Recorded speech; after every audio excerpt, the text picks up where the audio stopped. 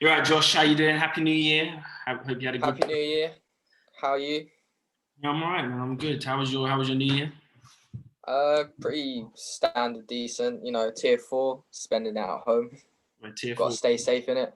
Almost tier 5 now, but yeah, no, I had the pretty Yeah. similar New Year's. Obviously, my brother's got COVID, so he had to Peace. he had to stay in his room. It was just me and my mum celebrating. But we move on. Got to be thankful for what we have. Okay, so why don't you start by telling us what exactly you do as a creative? As a creative, I basically produce content for, within my industry, football brands. So, on my Instagram account, I've done stuff for Puma, Nike. I've done stuff for Set Play, which we met Yeah, at. yeah.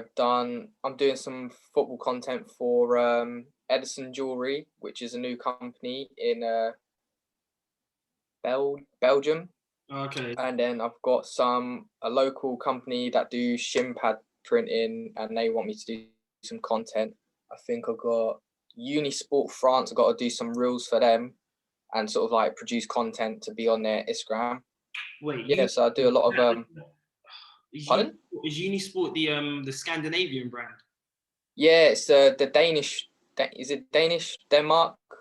I'm not sure. I just know it's a Scandinavian brand, but I used to order because they used to. I think they have like exclusive exclusive gear from like Nike and Adidas and stuff. So I used to order like Yeah, ones from there, and then obviously I think I stopped when the news of Brexit came in because I knew the prices were probably going to go up. But yeah, no, I know them. Okay, so what? So you work with brands that are out of the UK as well. yeah. So I would potentially work, like, I produce content for anyone, any brand around the world within reason, obviously. Like, there's some brands that have approached me and said, can you do this? And like, some of it's a bit sketchy, so they just want me to throw up a post. Yeah, But that post doesn't involve me making any content. So there's got to be a bit of leeway, if you get what I mean. Yeah, okay. Well, do you want to just elaborate on that just for those who don't quite understand? So say if there's some brands that will contact me in extent saying they would want me to put up a post for free and advertise their competition, and they've specified by saying they want to collab, they want me to create some content for them. Yeah. However, they want me to just throw out their competition and call it quits from there. It's a bit of a sticky situation because of they're getting free publicity off the amount of followers I have, And you're not getting. and then I don't really get to create content, which is what I'm there for. Yeah. Okay. Yeah. Obviously, you're saying it's sketchy in a way. Has that ever kind of made you think that you need an agent? Because obviously, I'll get onto it later on. But obviously, you have quite a lot of followers. Basically 30K. So have you ever felt like maybe there's a point where you're going to need an agent who can kind of negotiate these deals, let you know whether what's sketchy and what not? Obviously, I know having an agent would therefore split your profits, but at the same time, that can also get you more deals. But yeah, if you go on. Well, regarding like agent wise, I don't really have one. I tend to put it past my girlfriend, who sort of talks over with me, and then she sort of explains the best strategy, or sometimes with certain situations, because I'm dyslexic, I struggle to type or even make stuff make sense to send to someone. So I get her to proofread it, add words, make it sound better, because of some of the stuff I might misspell, or my punctuation, or I might even like completely miss out something that's very important. Okay. And then with regards to agent or sort of management wise, I'm part of the Instagram partnership manager scheme. So basically, someone from Instagram is working with me to help me sort of get the best out of Instagram to produce basically they're telling me all little sort of like features, what I should need to do to post to get more followers, more engagement, more likes and everything, comments, etc. So I use that and talk through ideas, or even just, we have like a little catch up per month or every 2 weeks, and we talk through stuff. So when I get essentially with features in Instagram, like the badges for Instagram Live, I was notified about that, and they spoke to me through what the badges mean, what it essentially means for a creator, which is basically when you're on Instagram Live and you want to support a certain creator, when they're on live, you can give that, I don't know, badges. Basically, you can give that creator money whilst watching them live on Instagram Live. So you support them by giving money, and they have like badges and stuff. And up. I know they do that on YouTube as well, where if you kind of subscribe, you get like your own special badge to kind of with it. Yeah.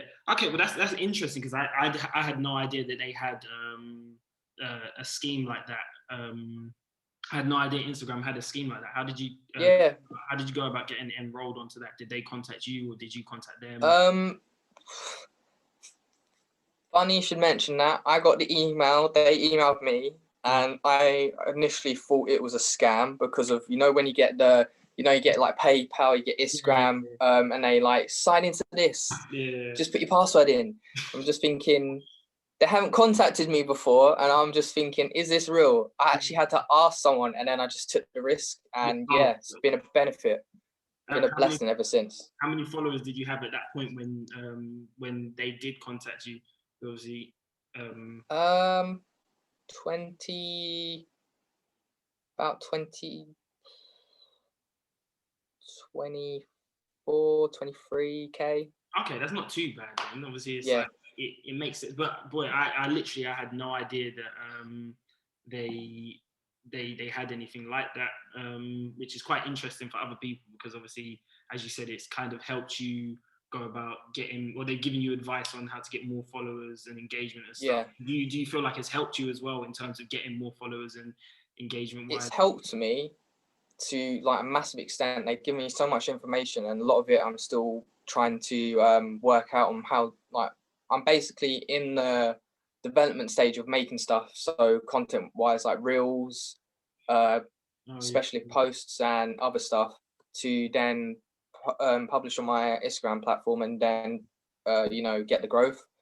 But essentially, to get into this, they contact you, and they put you through a selection scheme, and they personally pick you. That's what I've asked them when I first had the phone call. It's in like the development stage as far as I've been told, and it'll probably continue on from like next time or whenever they decide to do it. It's basically, I have not a lot of information on. But you get the idea. And how long has that been? How long have you been using that scheme for then? I'm not entirely sure. I can't remember. I think about maybe before October, August time. I think roughly. How did you get into your content creation? Like, how did you get into your creative profession? Wow, this question, I don't really know how to. I don't know how to answer this really, because of initially when I first started this, I was just like a little teenager at secondary school, and I was on Twitter, and like how Twitter is nowadays, you can just rant about everything, and you probably get likes, you get retweets, you have an argument with like maybe Donald Trump. I was just on Twitter, and that was like my first platform, and I think I just decided to tweet Nike, and from there they invited me to a specialist interview. They gave me £100 voucher, and I spent it in the Nike store that day with many other people. This is all just from tweeting Nike, just. Yeah. So this was like back in, I think 2012, about 2012, like that, roughly between 2012 2014. Yeah, and they from there, They invited me to events. They invited me to the launch of, like, do you remember the Flightnet Magistas, the very first launch? I know the Magista, but I don't remember. I don't remember the launch. No. Like basically 2014 Nike launch. The first Flightnet boots being the Magistas, and then the Mercurial Superflies. Oh, I okay. was at that event where we were at Barnet Football Club. We played a match in the brand new boots, full kit, and we got to meet Christian Eriksen, who flew down in a like personalized design, same as the boot, on the helicopter, flew down, landed on the pitch.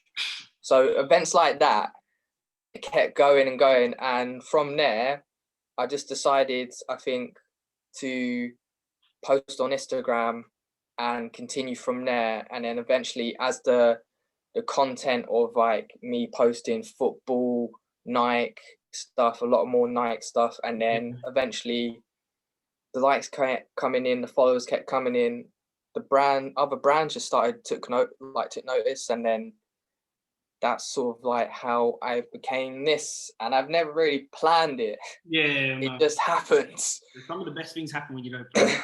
But that's yeah, crazy to hear that that's come from just a simple tweet. Can you remember what the tweet was? I don't really know. You know them. You know, when you're at that young age, it's kind of cringy to look back on it, but it's kind of a lesson, yeah. No, but that's because yeah. I remember coming back from an event, and I think it was I think it was an event where they launched the Brazil shirt, and I came back with a plastic bag. Yeah. And I came back late from London. My parents didn't know where I was. I just said I was going out, play football, whatever. I came back with a signed David Luiz shirt, and then that's when the jig was up. I had to sort of like explain. So Nike have been inviting me to places. They invite me to events. I don't know how to explain it really. It just sort of happens. Oh, so you'd gone to multiple events and they didn't know? Yeah. No. Yeah. But yeah, the content creative sort of stuff I've been doing for a while. Normally it's brands. If brands like your stuff and what you're creating, they contact you. From there, you create the content with the product, and it's all about it's like their version of marketing it. If you know how it is at the moment, everyone's on their phone, everyone's on social media, TikTok, Instagram, Facebook, Twitter. Yeah. So what was that? What was your transition like? Obviously, as you're saying, everyone's on their phone. I guess we can kind of say you started on Twitter. So how have you kind of adjusted to the times? Because obviously, I think in that period you had something like Vine, which is basically Reels but reinvented. You had Twitter, then obviously after Twitter you had the Instagram. I guess we still have Facebook. I don't know if that's a platform you was trying to use, but how have you kind of? I mean, during those times, I'd never used Vine. I remember people talking about it in like, bearing in mind when I started doing this was like early stages of secondary school. Yeah. And I didn't really know what Vine was. I kind of just, people were like, oh yeah, there's Twitter. If you lie about your age and whatever, you can get on it. Like, when you were making a Facebook profile, like, yeah, you lie about your age, you can get on it.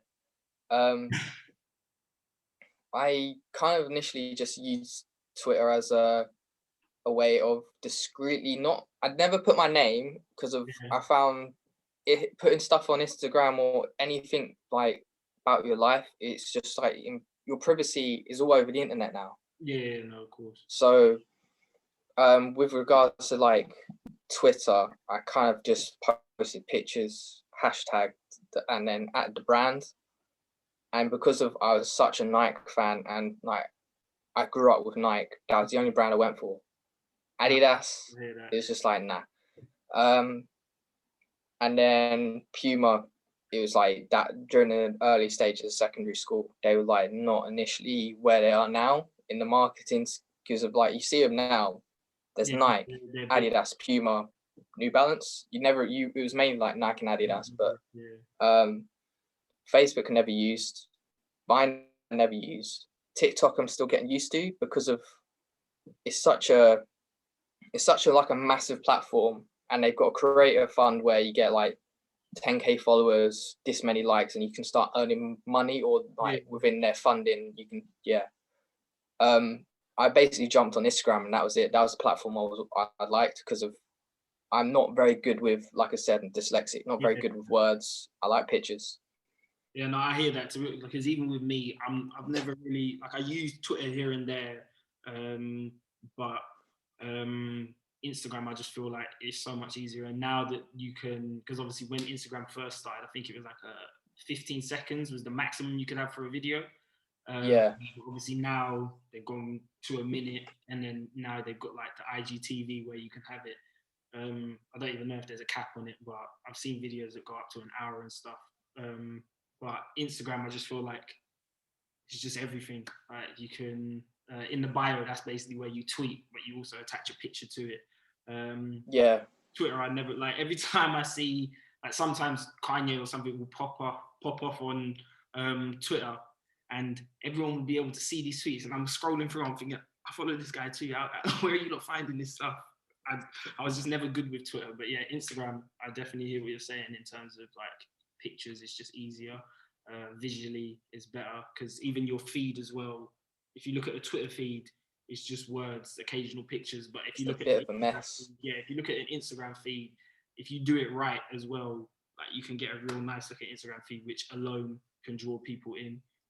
Obviously, you say you started this in secondary school. So when you was in secondary school, what was it like in terms of the clout? Like, how was it handling the clout when you was in secondary school? If you had that, I kept that dead quiet. I told no one. I'm the quiet kid in secondary school. I tell no one. I don't tell. Like, when it comes to football in secondary school, you have certain guys that are just like, they roll up to PE and like Air Forces, and they somehow have like the amazing footwork. And then there's me, and I've got like a certain pair of football Astros on, and I'm still trying to do the best. But they've got like this, they got like the freestyle footwork, and they could have been like top level potential, but now they're they're doing some other stuff. No, definitely a couple people like that, but yeah, go on. I just don't tell anyone. I kept that dead quiet. I kept that to myself. And if they're like, "Oh, where'd you get this from?" or "Where are you going?" or "How are you doing all this?"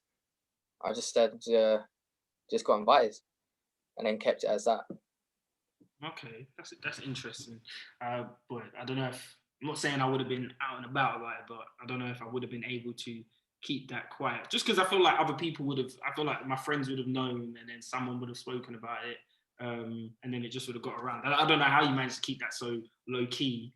But even not even just for the clout, I would have just been gassed at the fact that I managed to, so just off a tweet.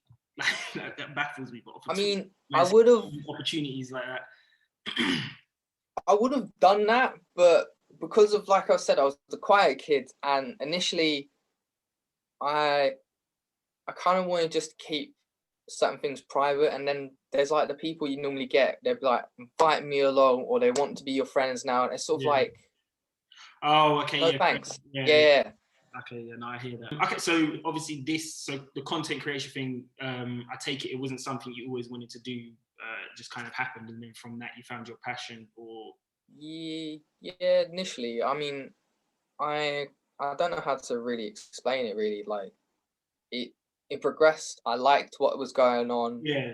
And the more it continued, and the more the followers I got, the more likes, the more interested I got into it. Because of initially, I like doing creative stuff, and this sort of put everything into that area, and that's how I kind of like, if this could be a full-time job, which is a possibility if I keep growing in followers, growing in likes, and more brand deals, etc., and earning money off this, that could be a full-time job.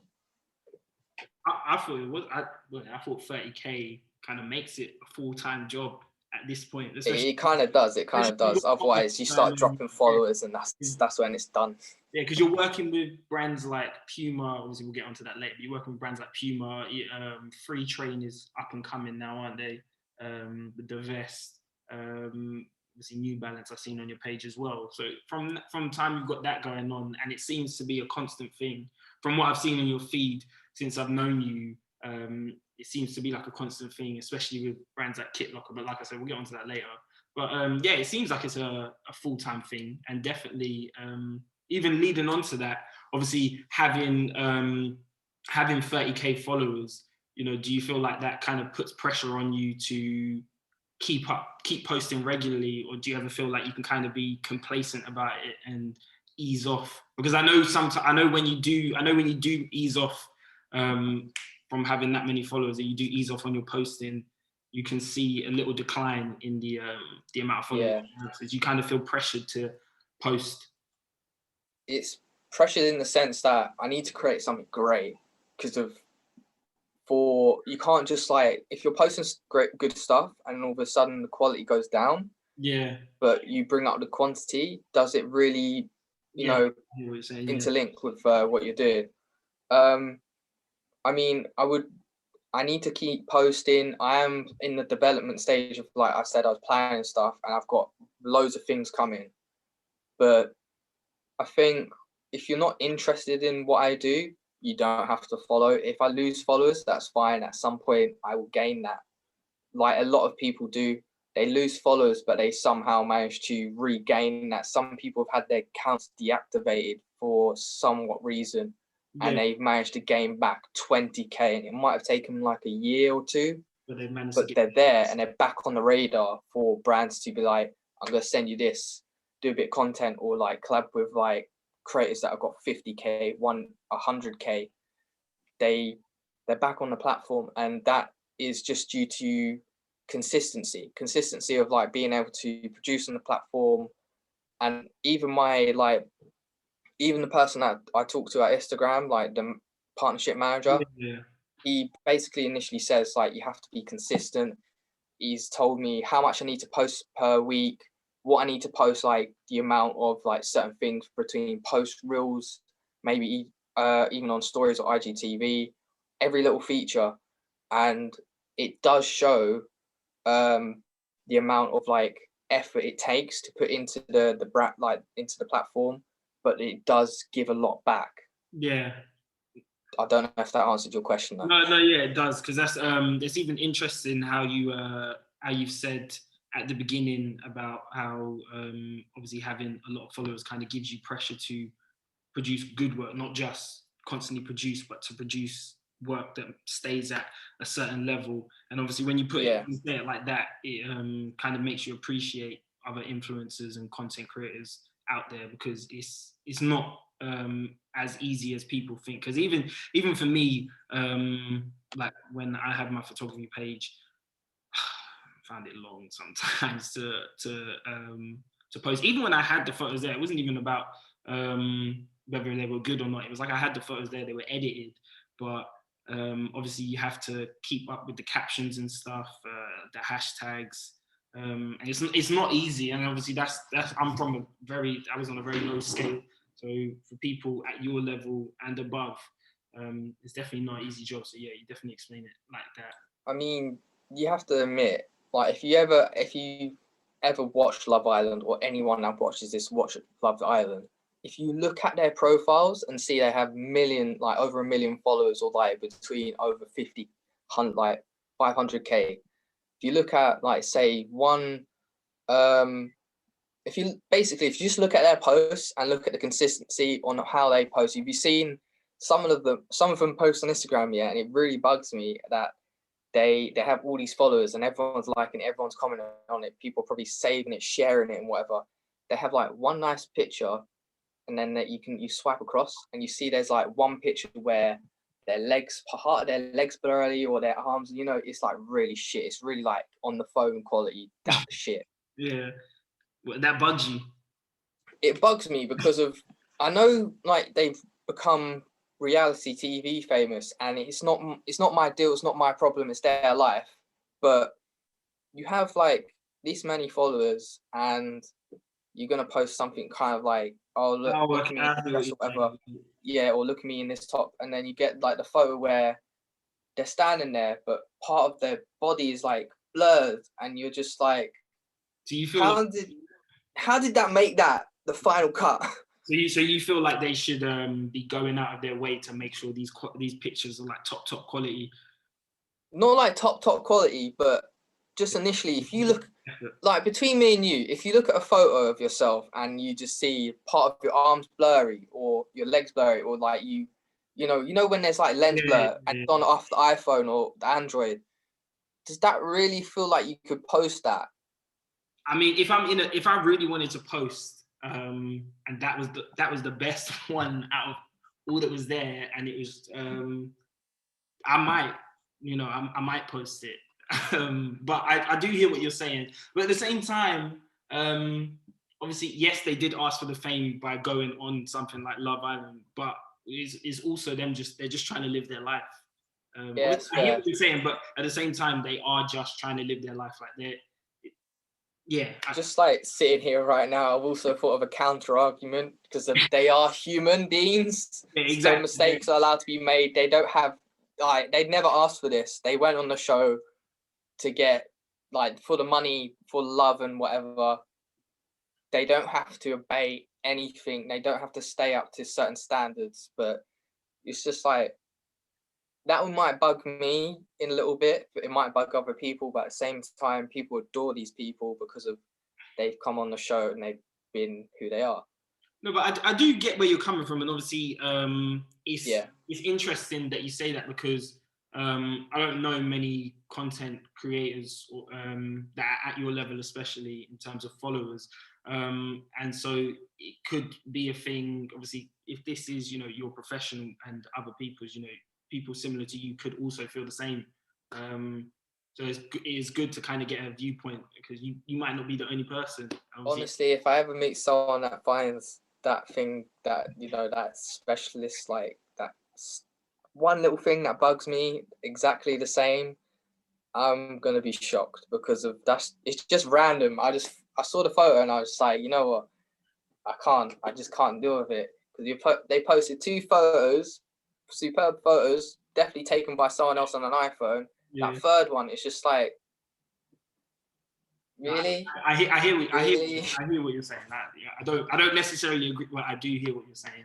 Okay, so how often do you feel like you have to post a week or in a month if you want to go by that?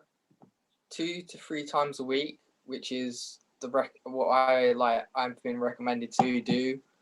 Monthly, considering it's like December now, like June, December, I posted I think 0, but I was like very active on story. So 2 to 3 times a week. And how do you plan? How do you go about planning the work you do and when you're gonna upload and stuff? Initially, when I get say if it's a product, I like to write it down on paper on what I'm trying to do.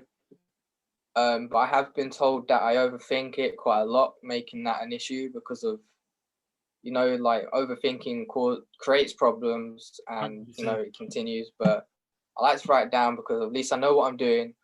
I like to sort of take inspiration off the internet or other social media platforms, other influencers, and use that to create my own thing.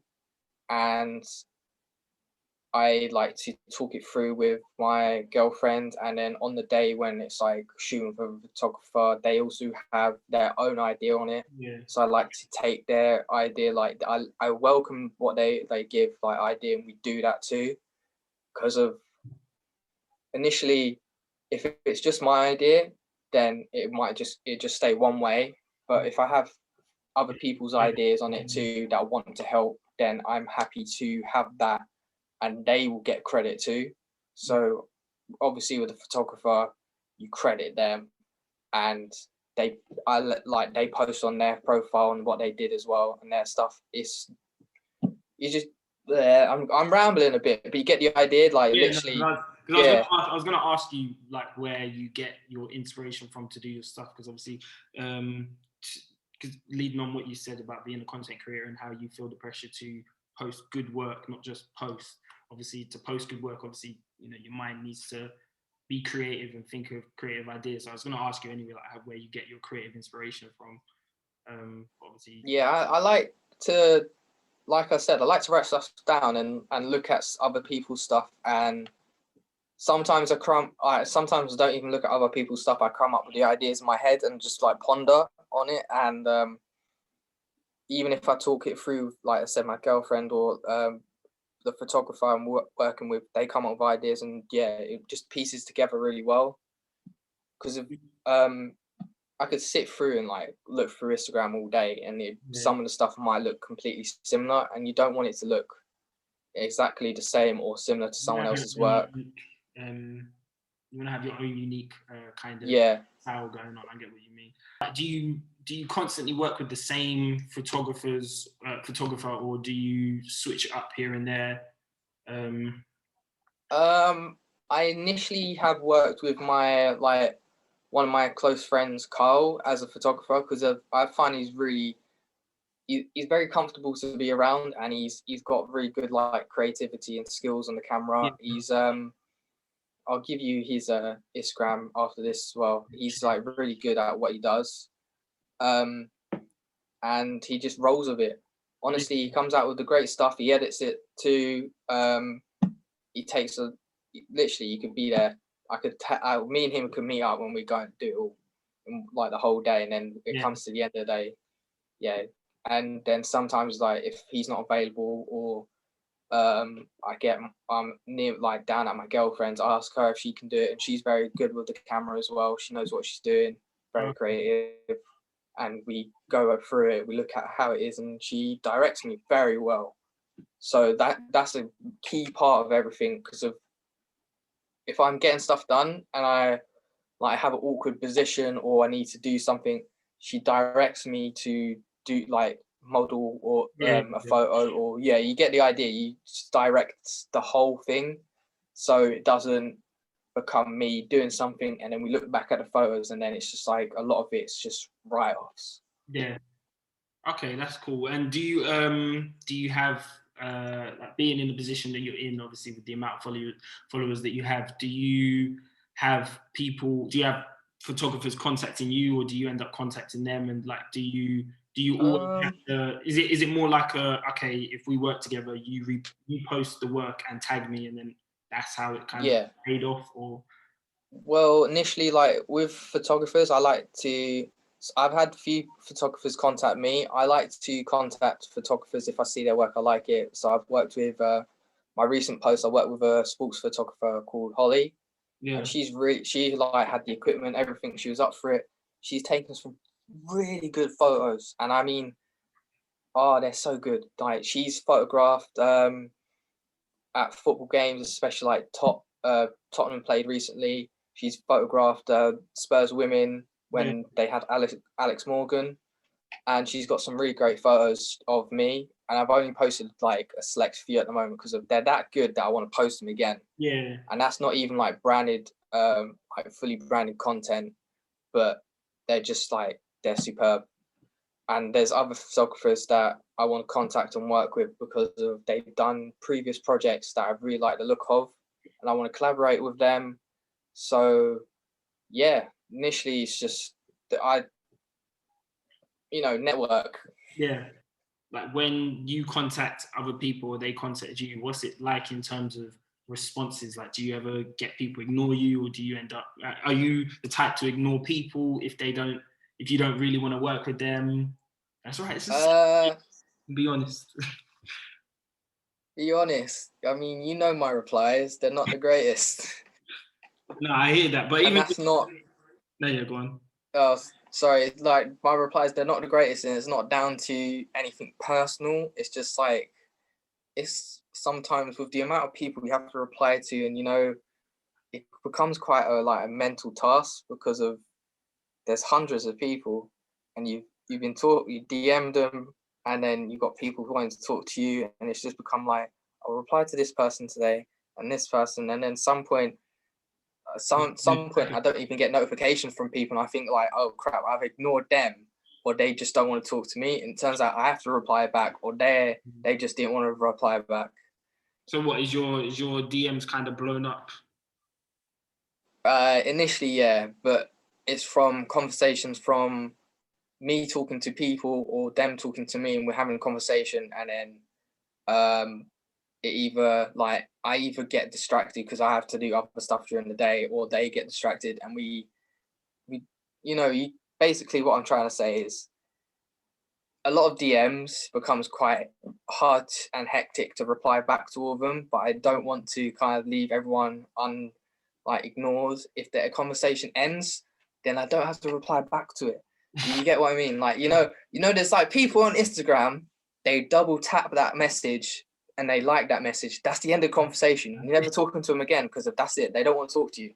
They're just like double tap, they hearted your message, and that's the end of it. You'll probably have to start the conversation again. Yeah. So you basically work 24 hours, like 24/7. So yeah, essentially with what you do, because obviously if you're having to respond to people and then the amount that you post, then obviously going out to create the content, it's basically a 24-hour job. Well, you work 7 days a week at least. Initially, but I feel you gotta like somewhat appreciate the fact that I reply back to mainly everyone, and there's people that have like maybe less followers than me. There's people that you get the people that have like 1,000 followers or just 10k followers. They post all the pretty pictures, and they get loads of DMs, and they either ignore you, leave you on scene, or their message requests are just flooded. Yeah. Do you remember your first job in the content creation? Paid or unpaid? Do you remember your first paid job? So I guess that one the paid one kind of means more because it's the start of something new. Nah, I don't remember. You remember your first paid job? Nah, like I just, it depends what you evaluate as like paid, because there's certain, when you get like Puma, for example, that stuff is not paid. Okay. Forget paid, because obviously in that aspect, obviously some people so for example, someone like Puma might just give you something. Yeah. Okay, so do you remember your first job like that then? First job like that with Puma and Nike. I think it was. They didn't really initially want me to create content. They just wanted me to be there and to experience it, and then tell people, take photographs, sort of flood Instagram with it. There's one initial one where they were relaunching, like they were bringing back Air Max 95, and it was at Nike London. They had a DJ. They had the whole store was closed. It was after hours. You went up to a certain floor, food, alcohol, but I couldn't drink because I was underage. You could Nike ID Air Max 95s before anyone else, before they released them. I think during that time as well, because it's after hours, I was probably like the only teenager there. Everyone else was like adult level. Like you looked at people just like, they're going home and they got to wake up tomorrow and go to a full-time job or part-time job or whatever. And I'm going home to go back to school. Have dinner made for you. Yeah. There was food there. There was alcohol, drinks. There was a DJ. The whole floor was like customized. So like on the floor, like if you go to the Nike store now, I don't know how their floor plan is now because of COVID and whatever. But during that time, it was I'm a wooden laminated floor, and they had like quotes or stuff about the Air Max 95s on the floor. Is this the one in the street? Yeah. And it's all on my feed now. Like if you go scroll through, you can see pictures. They had special displays. So like the Air Max 95s were initially created to be around the anatomy of the human body. So and like the bones and everything. I'll stop rambling and ranting on about it. But basically there was this cool display, and the Air Max 95s were hanging downwards inside this rib cage. Yeah. And then you had the thing where you could go customize them. They had music. It was a real chill event. You still had to pay if you customize them though. Yeah. What? So you still had to pay because obviously you were saying you lot were able to Nike ID the 95s. No, I did pay. Oh, you didn't have to pay? No, I didn't pay. I even have the trainers downstairs. I haven't worn them because I'm not a 95s fan, and they're like really bulky on the feet. Yeah. But yeah, they gave me like the original the original 95s, but like a animal print, safari print like level. I went home with them. Then I got to customize my own ones, which I didn't do. I think I didn't do that night because of it was too busy, and it was getting late. Everyone wanted to go home, and the event was ending. So I think I came in like a week later, and I come into the store whilst it was busy, and I was gave in this sort of like little circle token, customized them, and I think it takes 2 weeks for them to make the whole thing. Came to the house, had my name on it, customized it. Yeah. That's crazy. That's sick. So what? You got 2 free pairs of trainers. Yeah, and that's your first job. A tote bag with like the sneaker wipes. I think a book. The tote bag was customized to the event. I think that was it. I can't remember too much. It was like many time, like years ago. But yeah, you get the idea. Yeah, that's sick though. Like, what have the struggles? What have some of your struggles been along your journey? Obviously, you say you started in secondary school, and we're here now. What have your struggles been along your journey, and how have you overcome these struggles? Some of the events I've had to miss out on in the past because of I was too busy. I was at school. I was at college. I was away. Yeah, like basically certain events I couldn't go to, so I missed out on some good stuff, and I would come home like during that time, like you're gonna come home with free stuff. Couldn't come home with free stuff as well, so that was like a bummer.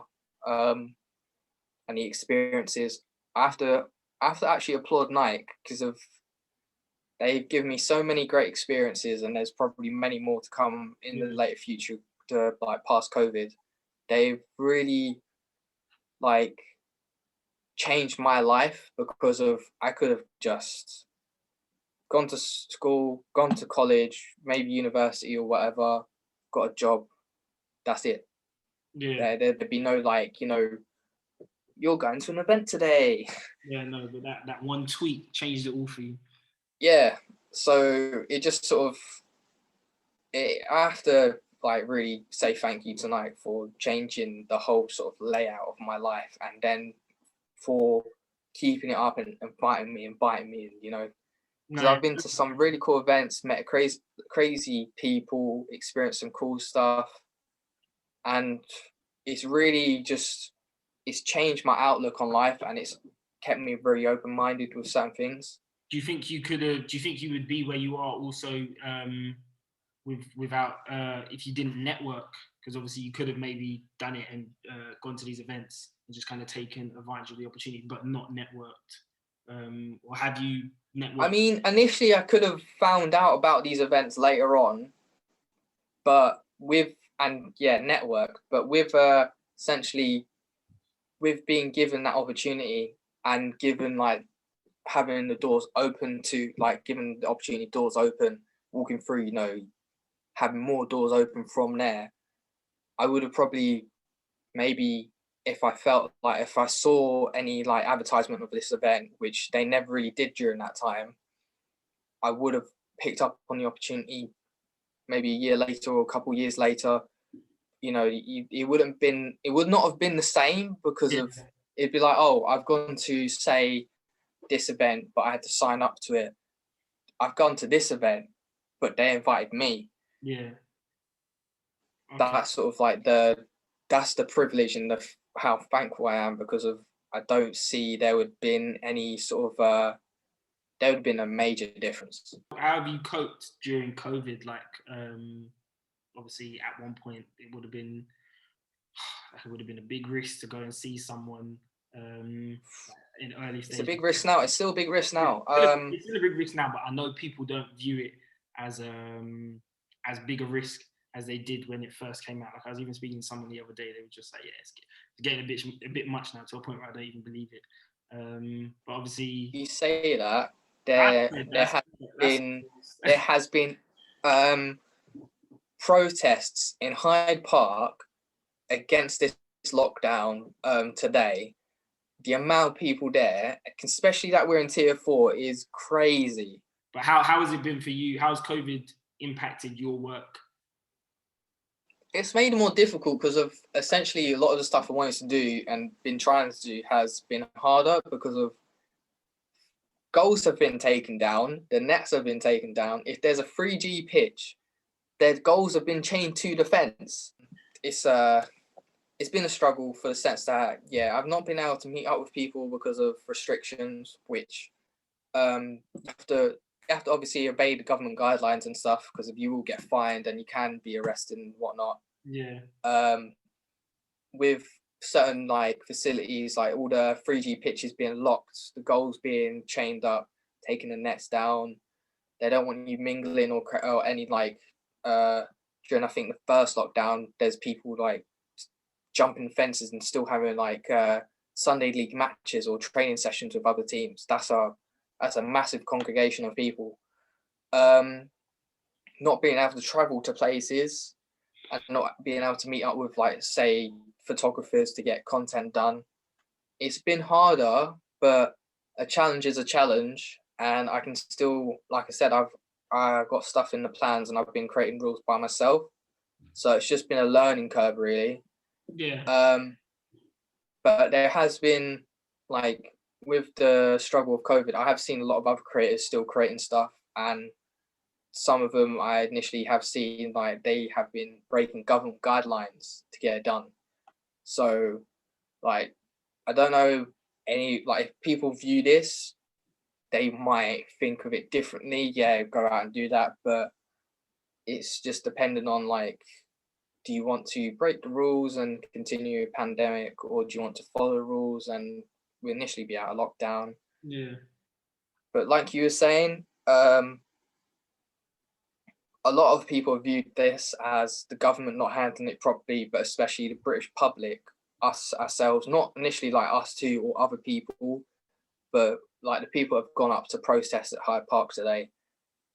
They're some of the people or other people as well that have made the lockdowns last longer or allowed the restrictions to last longer, because of you just have to follow rules sometimes. Both sides are really doing a good job right now, because I'm seeing on Instagram, you've got people people holding New Year's parties and stuff, and you'll see on Instagram as well that there are people at these parties. You're just thinking to yourself, what are you doing?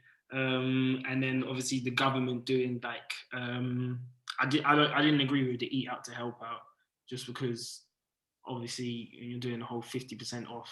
Like when I went when I was driving past somewhere, I remember seeing a huge queue outside of Wagamama's, because it was eat out to help out. People wanted to get 50% off.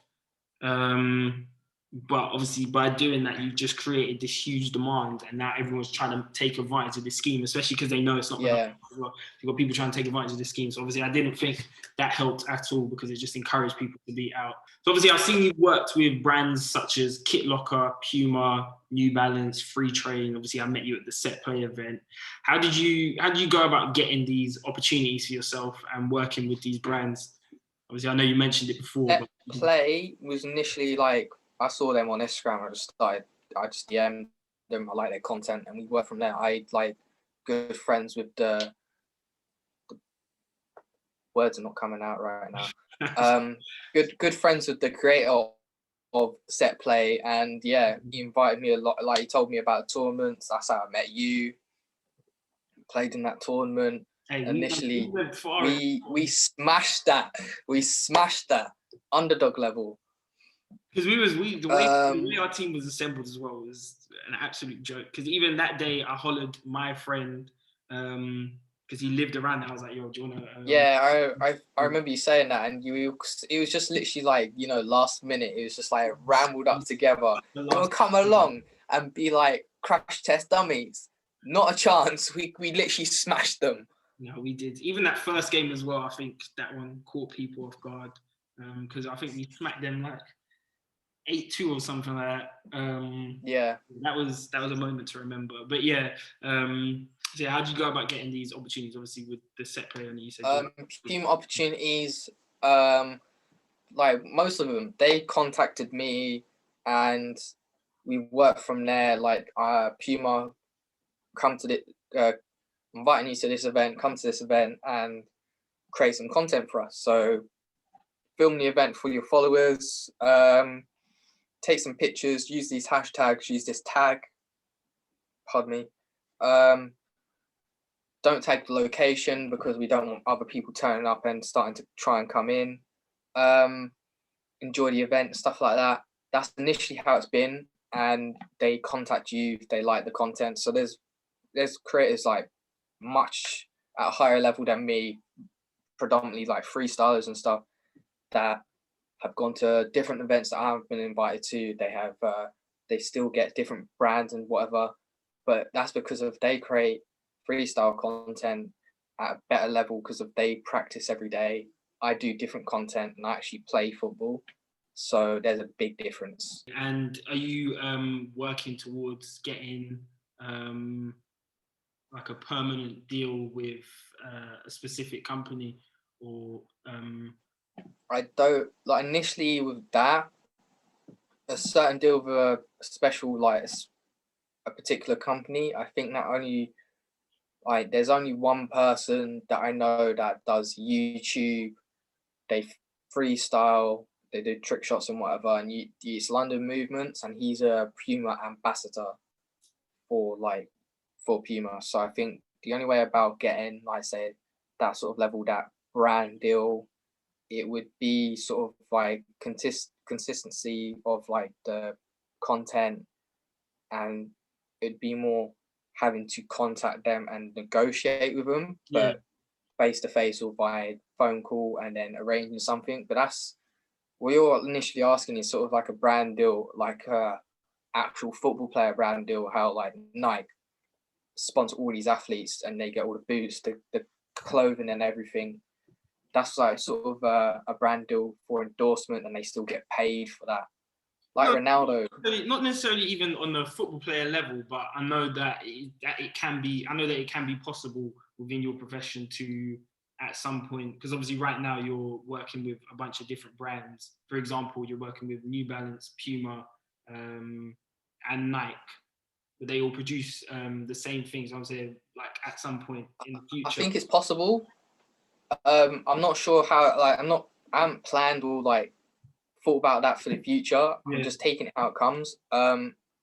If I had like, if there was a possibility that could happen, then I'd jump both feet into it because of that. That's a sort of like a dream to be, especially like, oh yeah, we're gonna send you these boots every time or before launch. You're gonna get kitted out. It'd be great. That would be like it's literally every kid's dream. Is that kind or even every person's dream at this age? Like, oh yeah, I'm getting all these free tracksuits and I'm not having to do anything. I'm just posting some pictures or whatever. Would that kind of be your maybe not your end goal, but if you don't see yourself as successful now, if that were to happen, would you be like, yeah, cool, I'm successful now? Or do you think that you are successful at this moment in time? I wouldn't say I'm as successful as I could be or should be. I think what I've achieved in the past has been amazing, but there's so much more time in life I have left, and I can still achieve much higher stuff. Yeah, because you're still how old are you now? 21. 21, yeah, boy. So yeah, you still got time to go. So at what point would you say, I'm successful? Not saying that is the height of your success, but a point where you can be like, yeah, I'm successful. I'm proud of everything I've achieved. Blah blah blah. I mean, I don't know how to like. It depends on what I'm valuing or like what I want as to be successful. Successful, I would mean I'd love to be a professional football player, but that depends if I'm going to put in the hard work and get the pro contracts or go abroad and play certain leagues. If I wanted to be successful as an influencer, like doing all this creative content, I'd have to keep striving every day and consistency on what I want to do, posting good content, staying up to date with trends, doing branding content, and watching the followers grow. Because there's Street Panna. Street Panna, I see as successful because of Jack has got YouTube. He's got followers on Instagram. He's got TikTok.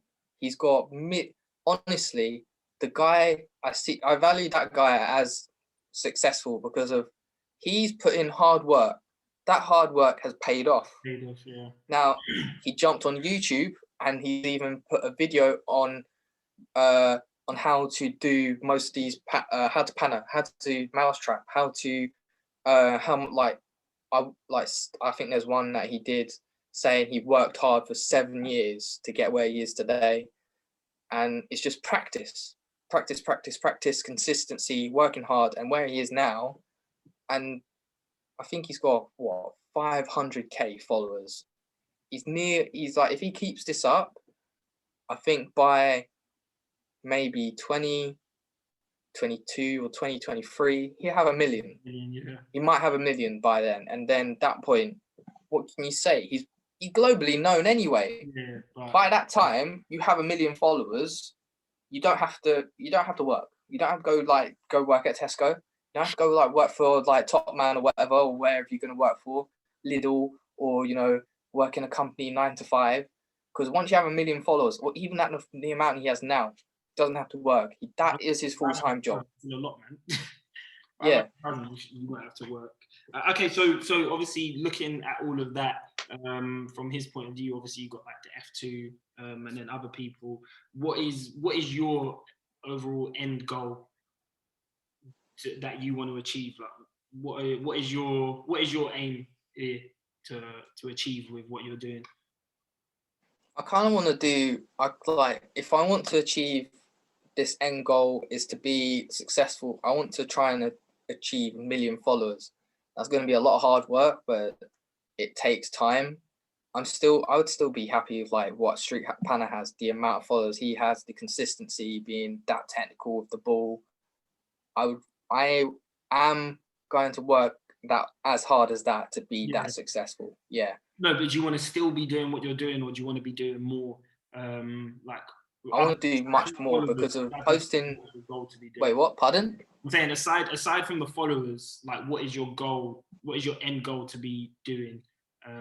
Whether that be, I don't know, let's say you're on Soccer AM as one of the presenters. That could be one of your end goals.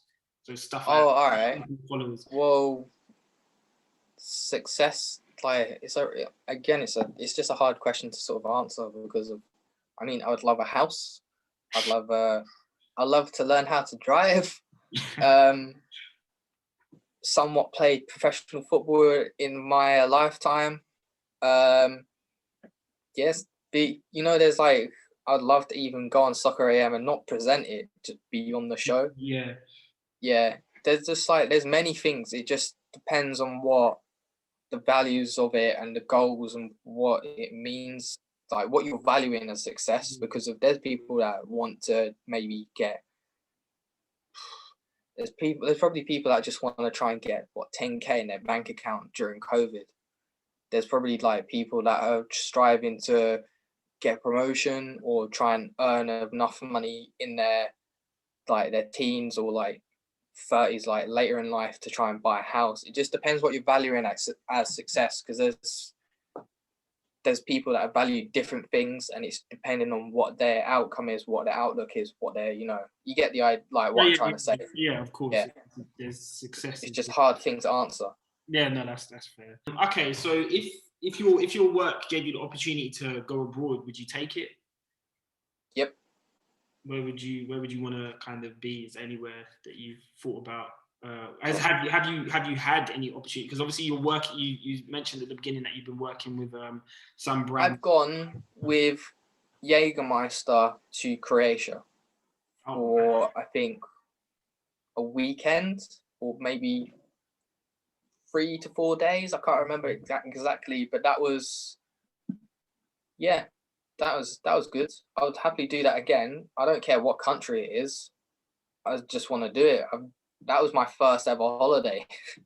That was your first holiday? Yeah, that was my first holiday. When was Pardon? when was this? Obviously, you I think have been 18 to go with Jägermeister.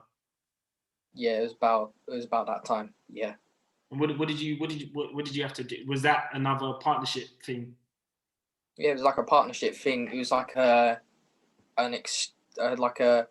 student exchange sort of thing. So a bunch of creation students that they contacted or whatever, they came over to London. We spent I think 3 to 4 days in London together doing sort of activities. Then we flew out to Croatia and we did the same thing. Yeah. I have to admit, London doesn't really kind of top the amount of stuff we did in Croatia. Don't get me wrong, there's many things to do in London, but you can't say, oh yeah, I can go quad biking in London. No, you have to do that. Like, yeah, we went all the way over there, and I've never done quad biking in my life. None of us have. When we got there, I loved it. Yeah. We went up the mountains. We went to the borders of like close to the borders of Croatia, somewhere else. We went past on the way there. We went past in the car, past where they did filming for Game of Thrones or something. Went past football stadiums. Like, it's a different experience, different layout of life. And we dined in a Master Chef level restaurant. It was crazy. And we went nightclub in VIP, I think twice. Oh, and you got all that for free? That's crazy. Free holiday, free travel. It was fantastic. If anyone ever gets an opportunity like that, do it. I'm telling you, I'm about to tweet Nike after this straight away. Tweet. If they respond to you, I'll be quite surprised. They're kind of like off radar with talking about people. If you weren't doing what you're doing now, what do you think you would be doing if it wasn't this creative profession? Well, first of all, furloughed like everyone else in the country. Oh. Yay. Furloughed or unemployed right now like everyone else in the country, or still working like a mediocre job or like, full-time job remotely from home, that sort of stuff. But before this, did you not have before you started doing this, was there nothing you kind of thought you would be doing later on in your life? Football coaching, something artistic and creative, full-time athlete if I got that far. Okay, so everything's kind of going according to plan. Maybe not the way you planned for it to go, but yes, it's definitely on track. Okay, cool. So you're definitely on the right track to achieving your dream then, which is quite cool. Because I know a lot of people from when they're young, it's very rare for you to see out that goal that you had when you was young and continue to do that. So obviously, congratulations to you for that. Yeah, you kind of get there's certain people in life, and I admit you can get very lost on the way of where you are in life because of you have big dreams, and this world can crumble on you. Yeah, 100%. But that's all about mental strength. I definitely think the people you surround yourself with as well is important to keep you up. And yeah, mental strength is definitely important, because even with what I'm doing now, there's definitely been a few times where there's been things that have set me back, and it could have been very easy for me to give up and stop doing what I'm doing. But that mental strength to push through and keep going has then got me to places I didn't expect to be at. And then, like, once again, it's just all about seizing the opportunities that you've been given. If we didn't go to that set play event, I wouldn't have met you, or I wouldn't have got that clip. You see the back heel. That clip. I'm quite jealous because of, what they've said, they'll release some of the clips or footage from that event, Yeah. Not heard back from him yet. You're the only person that's got a clip. But the thing is, you can't doing not that. out of everything that was there. You can't not tell me that's not clip of. That's clip of the tournament, That's and clip, I don't. that is clip of, The thing is, I have to ask you: did you mean that? 100, because you can't not mean that. Because when my friend pinged the ball, originally, do you know what it was? It was because in my mind I wanted to do a bicycle kick. I had planned to do something flash, but because I was on my left foot, and I was thinking, right, there's no way I'm going to pull off a bicycle kick like that, and the ball wasn't high enough as well for me to do a bicycle kick. But I had a lot of space, so I wasn't trying to, and we was already up as well. We was up, we were peppering that. You just thought you'd try it anyway. Yeah, so I normally when I do something with my back heel, it pulls off quite well. So a couple times I've had people kick the ball and I've flicked it on with my back heel, and for some reason I just don't miss with my back heel. So when it came, obviously the bicycle kick was ruled out, and I was like, you know what? And I just went for it. I did the back heel. I kind of want to put this to the test now. When lockdown's over, I kind of want to ping a ball to you and see what else you can do with the back of the heel. Obviously, I'm not going to say I can do everything, but I can do a nice scorpion. I can do a pretty accurate scorpion kick over my head and keep the run. And obviously, literally that goal though, that was like dare to be Zlatan. Do you know? I couldn't even believe that he got it on camera, because he was like, when he did it, he also put it in slow mo. So it was just I couldn't. And then next thing you know, I have people messaging me, "Oh, that's not real. You didn't mean it." I was just like, "Oh, shut up. Let me have my moment of fame."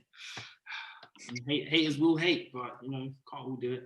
Okay, so aside from obviously your creative profession, being a content creator and whatnot, what are some of the things you like to do in your spare time and some of the hobbies you do? You work basically 7 days a week. Play football. I like to cycle. Xbox.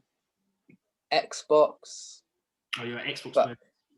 I like to, because I don't have an Xbox, I like to go up and play on my brother's, and he lets me, we play some of the games he's got. So GTA, Warzone, I really love Warzone. Again, Plunder. That one Plunder. is sick. Yeah, Plunder. Oh my, Plunder. The one where you're just grabbing money. Yeah. No, yeah, you can grab money and go kill people, but I just love that because you don't initially have to go kill people. You can go around and just take. Yeah, but you keep coming back to life. Obviously, the I think it's Battle Royale. The whole point of that. The whole concept of that is once you're dead, you're dead. Yeah, once you're dead, obviously you go to the gulag, you get brought back if you survive, or your friends can buy you back if they have the money. But yeah, with Plunder, I didn't like it. With Warzone, it can be somewhat tactical. Obviously, I have a person that I always run with as well. I'm not going to say I'm the most successful individual, but sometimes it works. But yeah, Plunder, I didn't like that one one bit. I honestly just like Plunder for the sheer fact that you can still do team stuff, go around killing people, but once you keep getting money in, it's a team building, a team thing. Or if you manage to have your team drop out and it's just you, then you're kind of fucked. But yeah, and I just like going around, dropping places, getting the money, getting different types of weapons. And yeah, I don't initially like going around, killing everyone. But if I have to, you stumble across my path, then yeah, I'll try my best. It comes down to it. Yeah, she's you're there. Me and you, we kind of stumble across paths. You're over the road in that house. I'm in this house. One of us, unfortunately, has to die. I hear that. And do you, obviously, judging from everything you do, it seems to be very football related. Other than the Jägermeister thing, yeah, it seems to be everything's football related. So do you play FIFA a lot as well? And did you ever have any goals with that, with the whole thing, or even just FIFA events and stuff?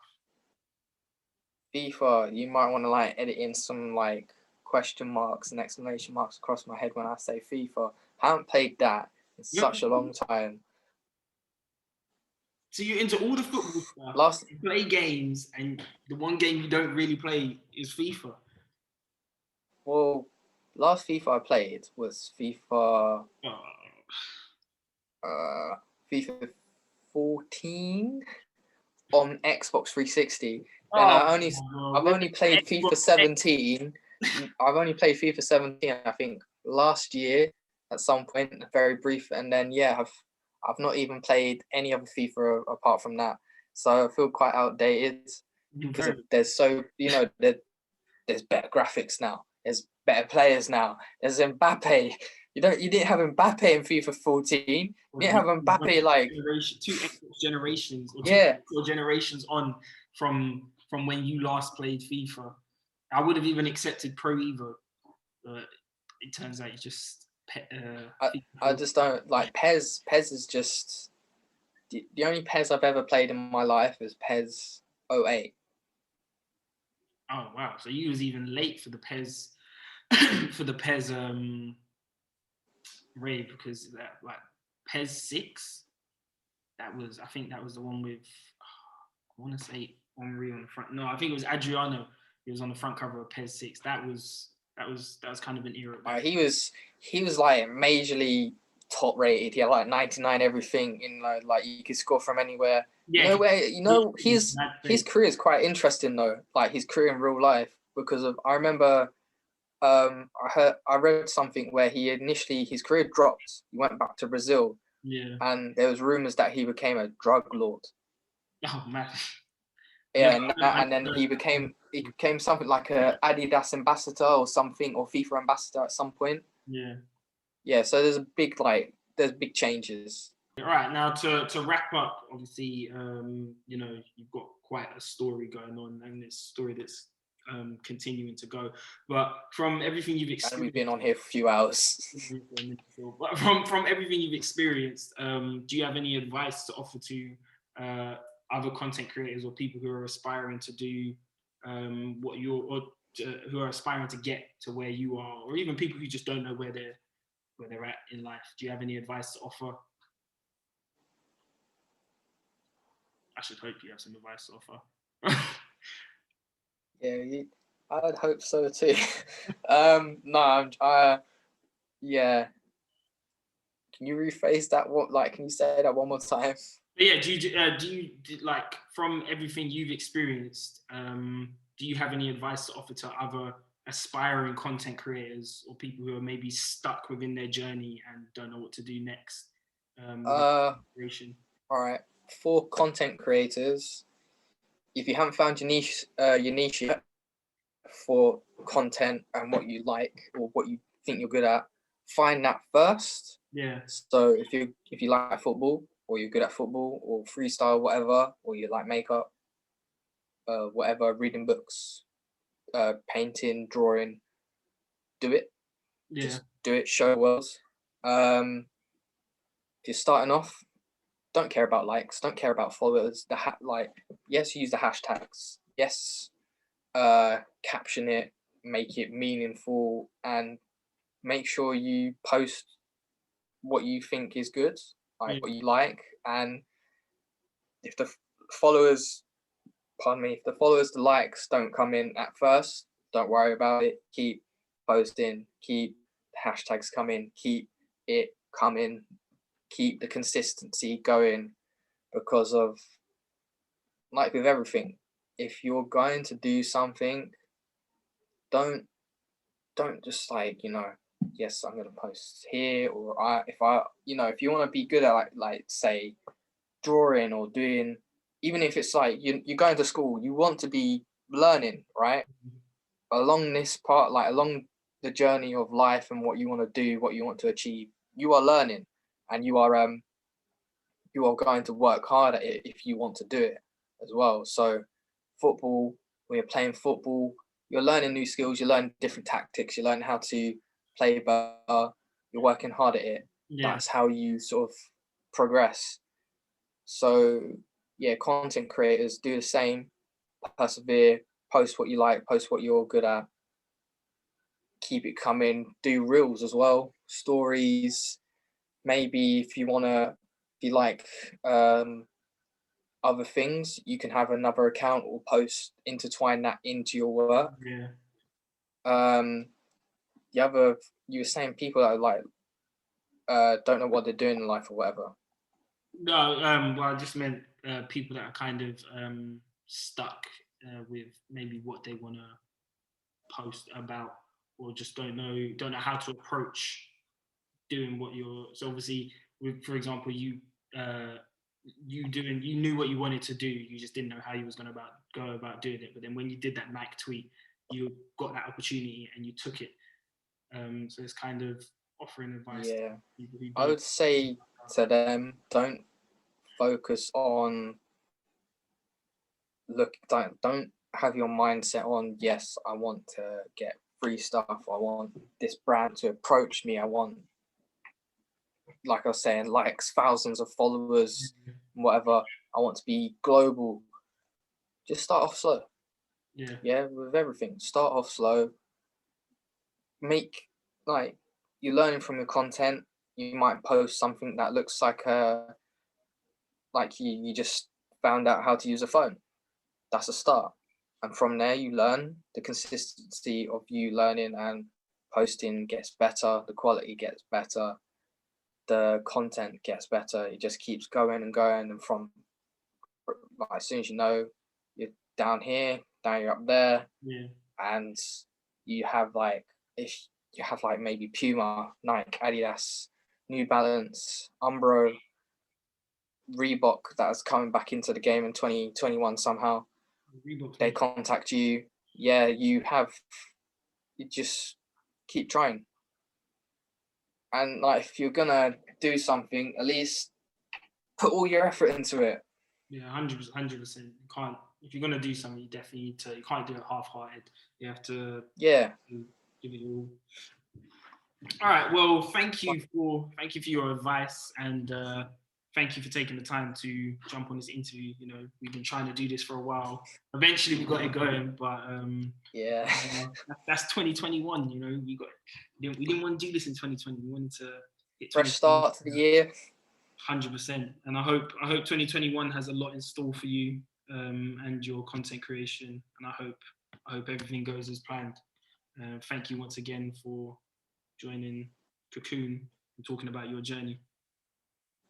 You too, man. I hope you and your family have a blessed 2021 new year. Hopefully, we can all come out of this COVID lockdown and, misery soon. But stay positive, stay healthy, and thank you for having me.